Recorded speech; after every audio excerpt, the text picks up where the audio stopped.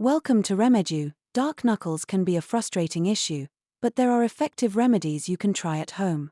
One of the simplest solutions is to use lemon juice mixed with honey. The citric acid in lemon helps lighten the skin, while honey moisturizes and soothes.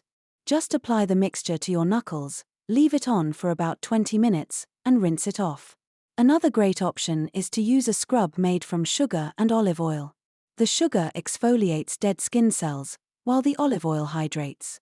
Gently massage this scrub onto your knuckles a few times a week for the best results. If you're looking for something more intensive, consider using a mixture of turmeric and milk. Turmeric has natural bleaching properties, and when combined with milk, it creates a paste that you can apply to your knuckles. Leave it on for 30 minutes before rinsing. Lastly, don't forget to keep your hands moisturized.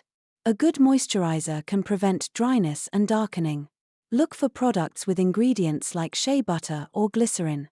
Consistency is key, so stick with these remedies, and you'll see improvement over time. Subscribe for more home remedies or visit our website remedies.com.